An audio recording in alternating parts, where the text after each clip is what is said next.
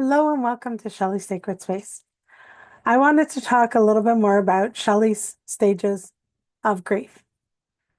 So I managed to get it into 5 sections, and within each of those sections are characteristics. What I want to make clear is that these are not one and done. They're intertwined. Every section can happen at different times in different orders, and it is a continual cycle. Okay? Before we get started, what is grief? So I didn't look up the dictionary version of what grief is. For me, grief is the loss of something in your life. Now, whether that is a someone, a something, or a livelihood, it can be a thing, a person, a status, um, a job, a possession. There are stages of grief. The extent of them may fluctuate depending on what it is that you're grieving and your state at the time. So, if you're in a state of grief and then you lose something, that loss can be exaggerated in that state of grief. So, there's no rule that says the loss of a job isn't as devastating as the loss of a possession or a loss of a friend or, you know, a partner leaving versus a partner dying. The grief can still be the same extreme or it might not be. And let's get to our 5 stages. First one is shock and denial. And I put those two together because the minute the shock of it happens, you deny that it has happened. So you kind of have that go hand in hand. And then even while you're denying it, the shock is still occurring. And then under that umbrella of shock and denial, you have the stages of pain, anger, guilt, fear. That's just to list a few. There's more, but I'm kind of trying to keep it contained in an umbrella. I should draw that out. Okay. So I want to touch on each one of those a little bit. The pain can be the pain of the loss. It can be a physical pain. It can be an emotional pain. It can be a mental pain.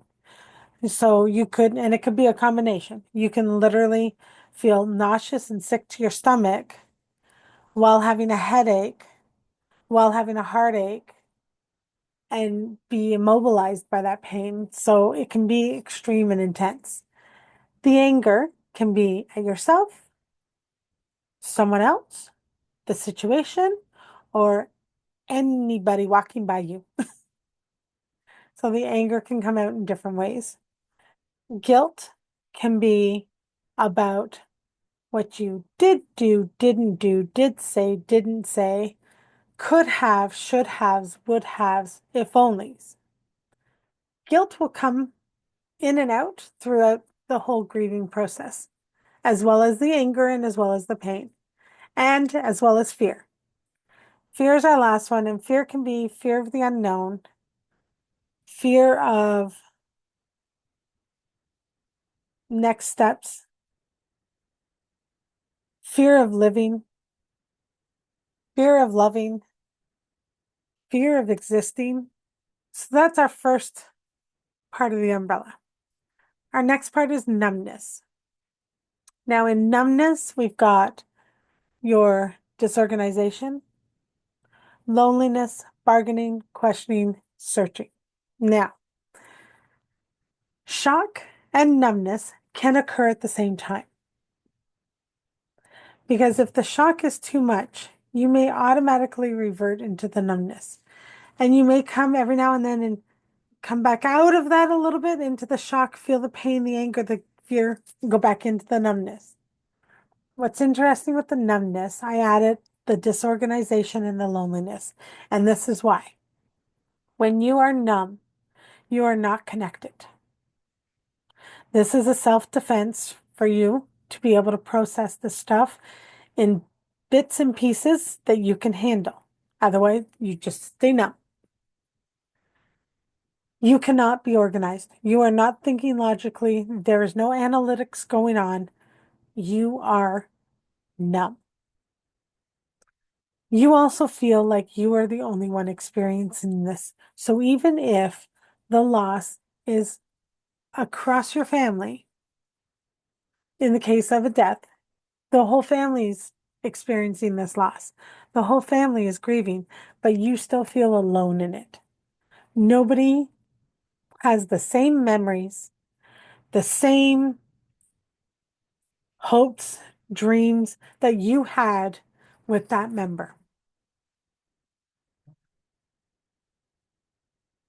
You're not alone, but you still feel alone.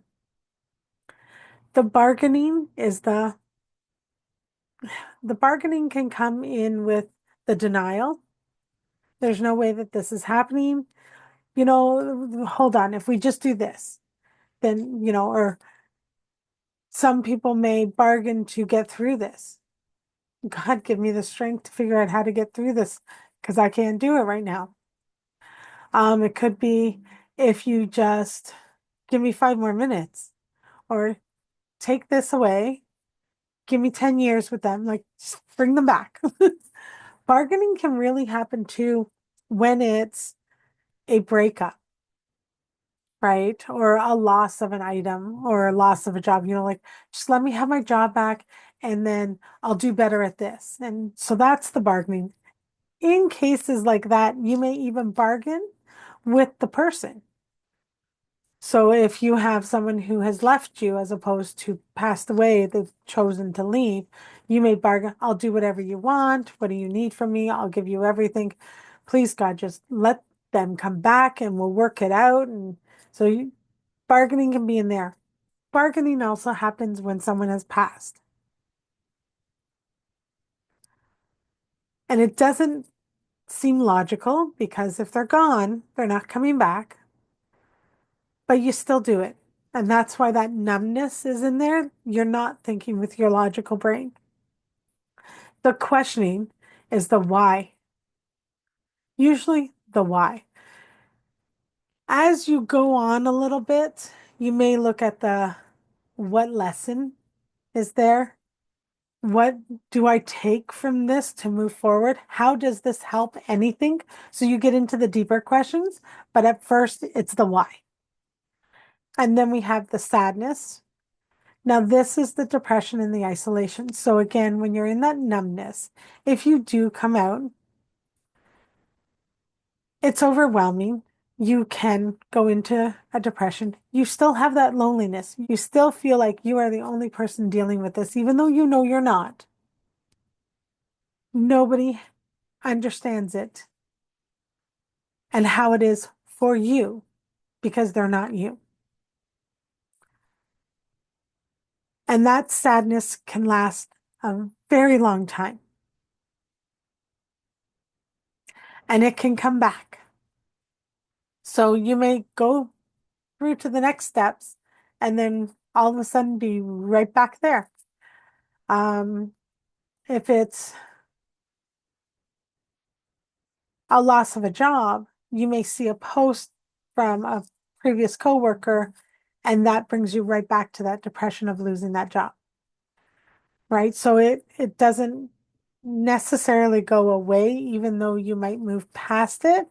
It's still there, but that's the case with depression always. Some of us are able to rein it in, but every single person, I don't care how happy you are, every single person has had moments of depression. We can also go back into the numbness, the anger, the pain, the denial, the fear, the guilt. After the sadness section, we have breathe. So at some point, and this can be in the midst of that depression, you might have this one moment just one, where there's a slight upward turn. Now, that upward turn could be seeing a picture and not crying, sharing a story and not crying, having a moment where you smiled. Like, these can be very small little things. It can also be very big things where you can now talk to someone else, to the person. In the case of someone who's passed, having that ability, and I say this as an ability, to, hey, I miss you. Sucks that you're not here, and not lose your mind. That's an upward turn. Sometimes they're really, really, really little. And each time you have one, it gets you a little bit more out of that depression, which then gets you into a point where you need to go into re-entry. And I like that word, which is why I kept it, because you have to re-enter life. You have to get up, you have to shower. Let me tell you, when you're depressed, you could care less. You have to eat. Again, there's times before that you didn't care. When you're numb, it doesn't matter.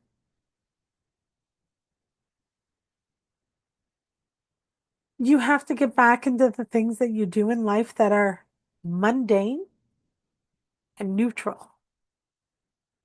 Then you have the reconstruction. And this is interesting. So, reconstruction is creating the life with the loss.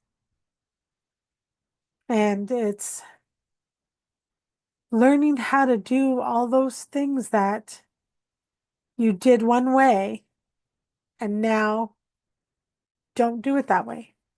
So when it's a loss of a person, all the family gatherings that you would go to, the Sunday afternoon football, things like that that you would normally have done with them that you no longer do. If it's a loss of a job, it's how you do that job.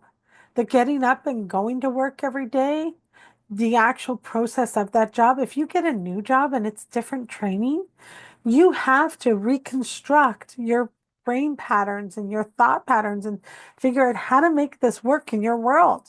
So I really liked that reconstruction, and that's in the breathe section.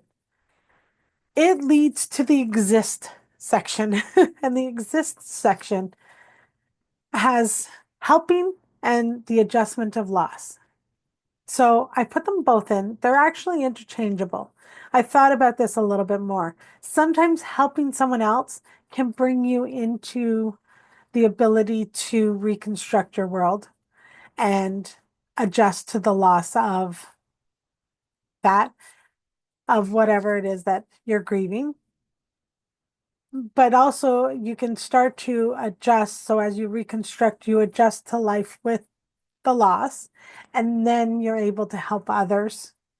So it's interesting because sometimes that helping others can get you out of your head and into being able to live with the loss. And then sometimes you have to learn to live with the loss before you can even help others. But all of that coincides. And then what happens in this lovely umbrella is, you know how when you have an umbrella and you turn it, that's what happens here. All of a sudden, you'll be like, whoa, and here comes in depression. Yay, we're going through this again. Or, whoa, here comes in the shock of it all, and the denial, and the pain, and the fear, and it continuously goes around. You will find that the shock may minimize, wear down a little bit. You will find that you can't deny it. Okay. The pain, the anger, the guilt, the fear, you actually reconstruct and learn to live with.